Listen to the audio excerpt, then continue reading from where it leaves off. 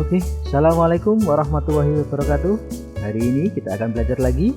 Sebelum belajar, marilah kita berdoa agar kita semuanya diberikan oleh Allah Subhanahu wa taala kesehatan, itu yang penting. Yang kedua, semoga kita bisa diberikan manfaat setelah belajar ini. Dan yang terakhir, diberikan kemudahan. Berdoa di dalam hati, dimulai.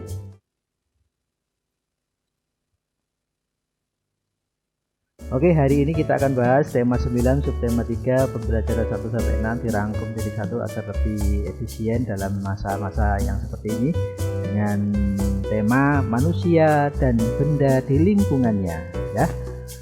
Mari kita lanjutkan. Ya, seperti biasa sebelum kita berlanjut ada video sedikit untuk pengantar materi kita pada hari ini. Silakan disimak. Manusia dan benda di lingkungannya. Pada lingkungan kita terdapat banyak sekali benda. Benda yang dibuat dari alam maupun dari manusia. Benda yang berada di lingkungan kita pasti berperan penting dalam kehidupan. Misalnya udara. Udara merupakan benda yang tidak terlihat oleh mata, namun sangat dibutuhkan oleh manusia, bahkan hewan sekalipun. Udara yang bersih dan sehat adalah udara yang kaya akan oksigen. Sedangkan udara yang telah tercampur dengan asap rokok, asap kendaraan bermotor, dan asap-asap buangan pabrik merupakan udara yang tidak bersih. Kandungan dalam udara yang tercemar oleh asap-asap tersebut tidak lagi banyak mengandung oksigen dan merugikan kesehatan.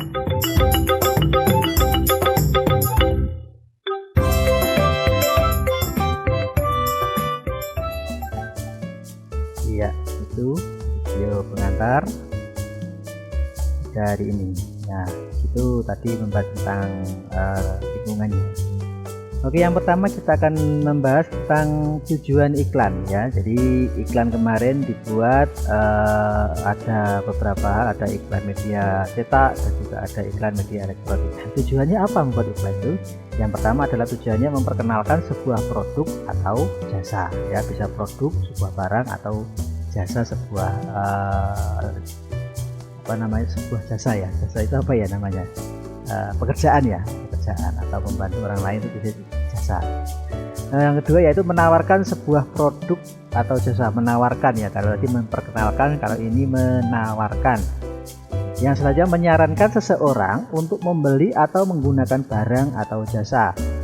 Kemudian menarik khalayak ramai. Khalayak ramai itu orang banyak, ya, masyarakat banyak, semuanya tertarik, ya. Nah, ciri-ciri iklan, ya, yang pastinya menarik, ya, menarik, kemudian komunikatif, informatif, dan bahasanya singkat dan padat, ya. Ini karena biasanya iklan itu kalau ditayangkan di televisi itu ada durasinya, dan semakin lama durasinya semakin mahal biaya tayang iklan. Nah, itu kalau yang di televisi. Kalau yang dicetak biasanya semakin besar atau semakin lebar iklan itu dipasang atau dibuat, maka biayanya juga semakin besar, ya. Semakin menarik, semakin bagus iklan itu akan mahal. Kemudian syarat iklan, yang pertama harus jujur dan objektif, ya, tidak boleh hoax, ya, tidak boleh tidak sesuai dengan kenyataan, terlalu muluk-muluk, ya. Itu di negara Jepang ada undang-undang yang melarang, atau apabila ada iklan yang tidak sesuai dengan kenyataannya itu bisa terkena sanksi, ya. Itu kalau di negara lain. Kalau di negara kita ya diperbolehkan asal tidak terlalu. Yang kedua singkat, jelas, ya, mudah dipahami. Yang ketiga tidak menyinggung pihak lain, ya, tidak mengolok-olok atau tidak menjelek-jelekkan, ya, ini tidak boleh, ya. Yang terakhir menarik dan dapat diterima banyak orang, ya. Tentunya ini, ya, harus diterima banyak orang, baik itu orang kaya, orang miskin, orang tidak punya uang, orang yang sibuk dan lain sebagainya, semua kalangan masyarakat.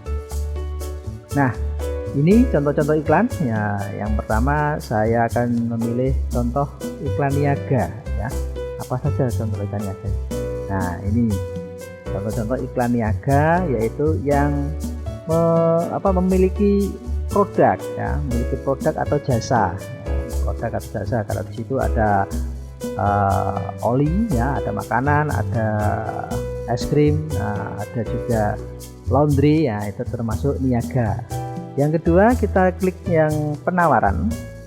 Nah, ini penawaran biasanya itu adalah menawarkan lowongan pekerjaan ya, itu menawarkan kerjasama, agen atau franchise dan lain sebagainya. Itu adalah iklan-iklan penawaran.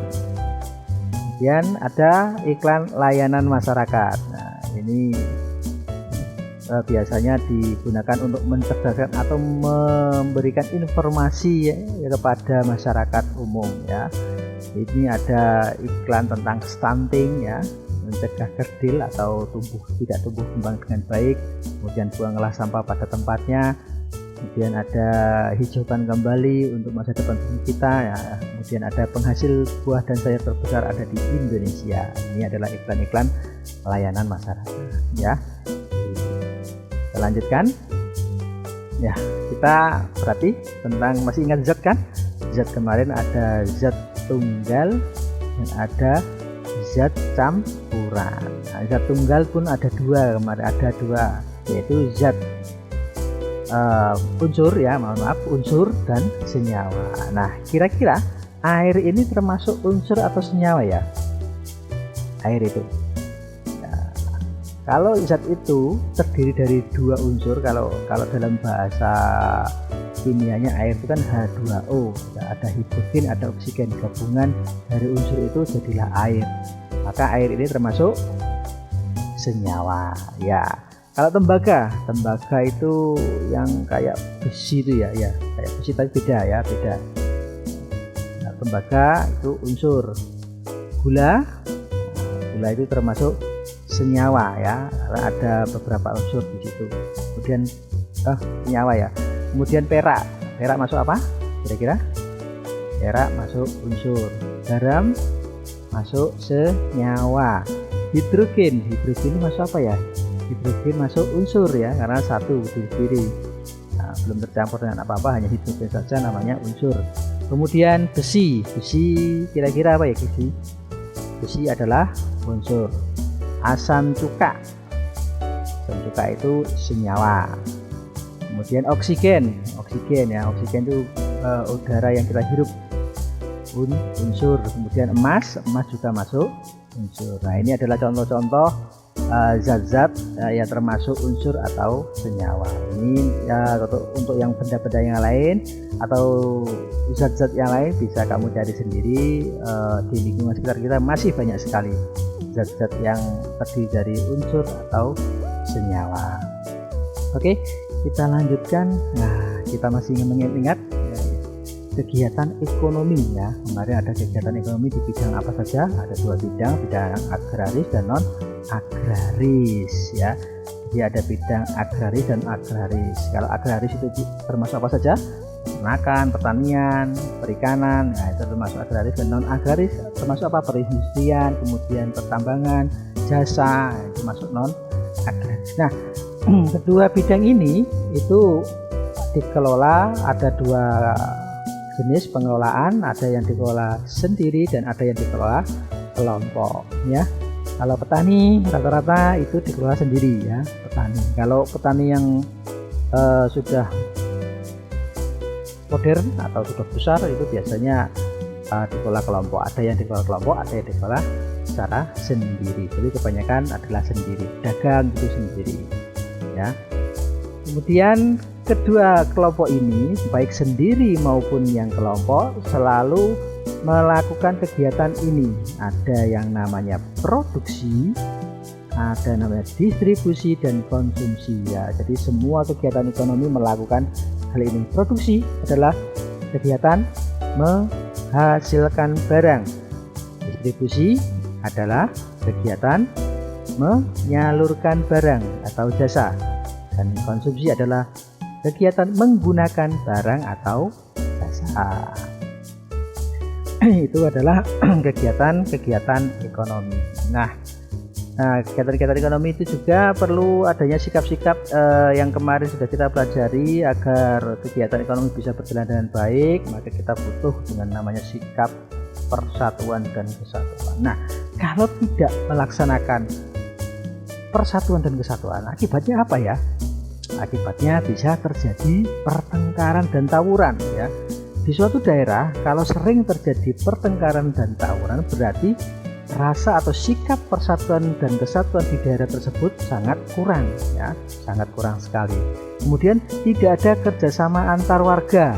Nah, kalau di sebuah biasanya ini di perumahan-perumahan elit atau perumahan-perumahan yang orang sibuk itu tidak ada kerjasama warga. Kurangnya itu karena apa? Tidak ada sikap persatuan atau mungkin disibukkan dengan pekerjaan, sehingga rasa persatuan dan kesatuannya kurang ya, terlalu bisa pada poin 3 ini, yaitu mementingkan kepentingan sendiri ya.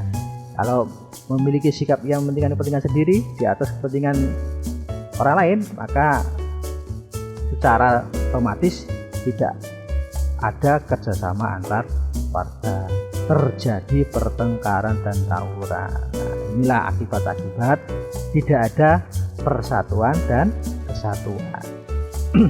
Oke, pada subtema 3 ini ada rangkuman yang bisa kamu tulis di buku kalian. Yang pertama, iklan bertujuan memperkenalkan dan menawarkan produk atau jasa serta menarik perhatian masyarakat. Iklan harus bersifat informatif, komunikatif, dan menarik. Akibat tidak ada persatuan dan kesatuan, antara lain terjadinya pertengkaran dan tawuran, tidak ada saling kerjasama antar warga, serta mementingkan kepentingan sendiri. Untuk mewujudkan persatuan dan kesatuan, yaitu dengan bersikap adil dan mementingkan kepentingan bersama di atas kepentingan pribadi. Materi ya, ini yang IPA. Materi terdiri dari zat tunggal dan campuran. Zat tunggal dapat berupa unsur dan senyawa, campuran ada yang bersifat homogen dan ada yang bersifat heterogen. Produksi adalah kegiatan menghasilkan barang atau jasa. Distribusi adalah kegiatan menyalurkan barang atau jasa. Konsumsi adalah kegiatan menggunakan barang atau jasa. Nah, ini adalah rangkuman dari subtema 3. Ya, cukup sekian, kurang lebihnya mohon maaf. Terima kasih atas perhatiannya. Assalamualaikum warahmatullahi wabarakatuh.